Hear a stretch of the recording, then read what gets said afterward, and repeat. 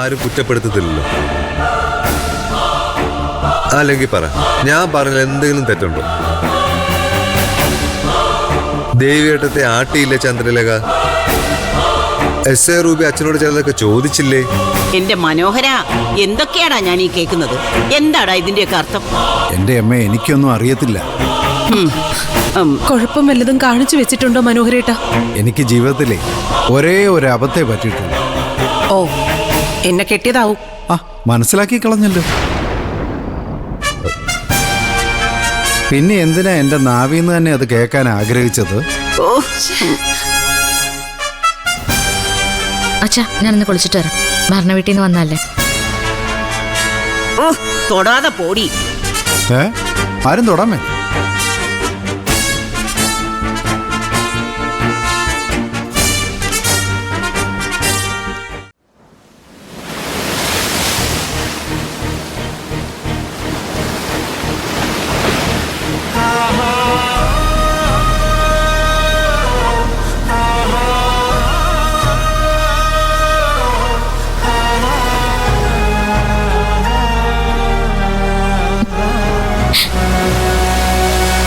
പിണ്ടം വെച്ചു.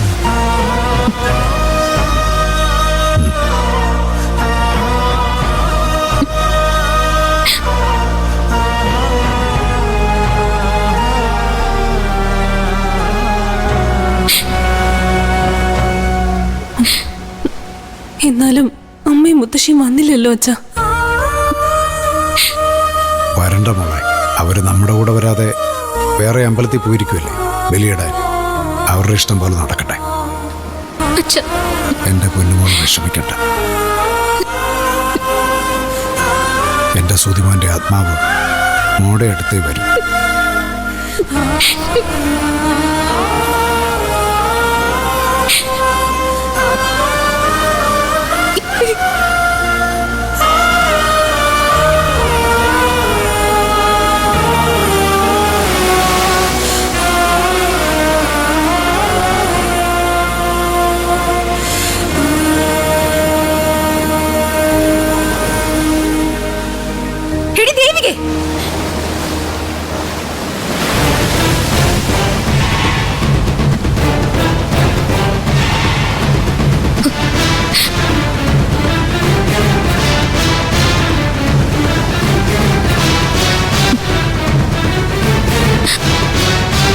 ചന്ദ്ര,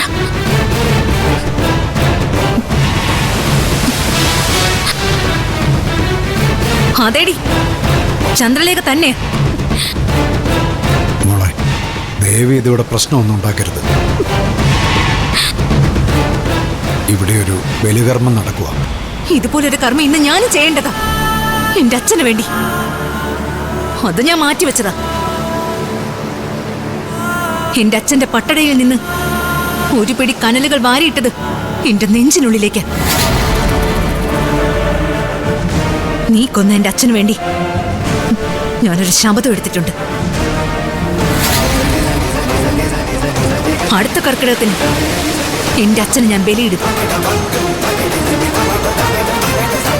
നിന്റെ കണ്ണുനീര് കൊണ്ട് കൈ നനച്ച് ഞാൻ അച്ഛനെ വിളിക്കും. ഓർത്തു വെച്ചോ നീ.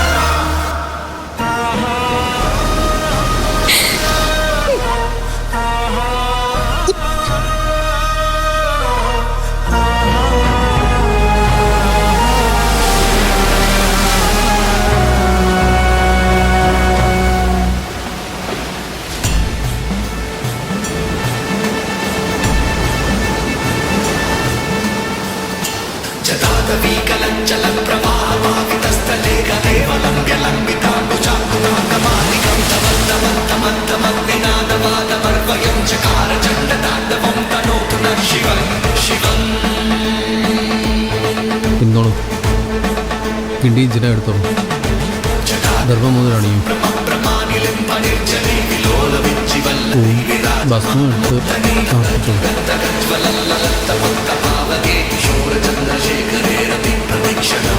നന്നായി പ്രാർത്ഥിച്ചു.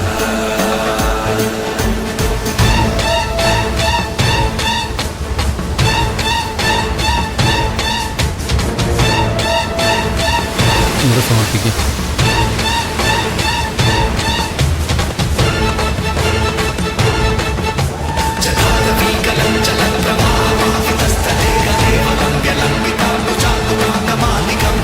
പരിതാത്മാവിനെ മനസ്സിൽ ധ്യാനിച്ചോളൂ. ഇവിടെ വെച്ചോളൂ. ഇനി കുറച്ച് പൂവെടുത്ത് ഇവിടത്തെ നോക്കി സമർപ്പിച്ചോളൂ.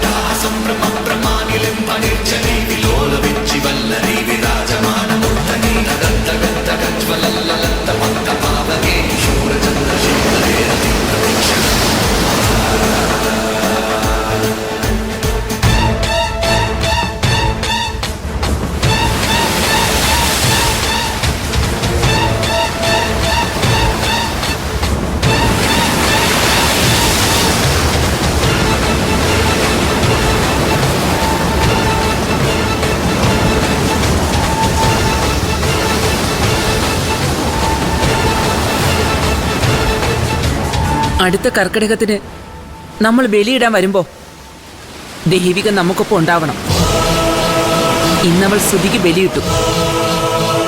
അടുത്ത വർഷം അവൾ ബലിയിടേണ്ടത് എന്റെ ശ്രാവൺ മോനായിരിക്കണം.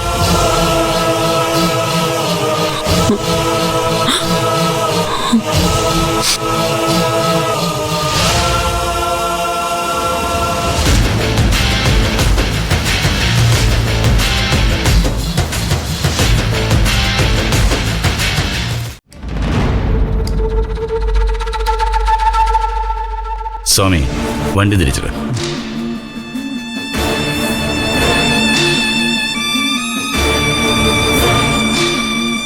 ഡാഡി, ആ കള്ള സ്വാമിയും കുട്ടി ഡാഡി ഇതെങ്ങോട്ടാ?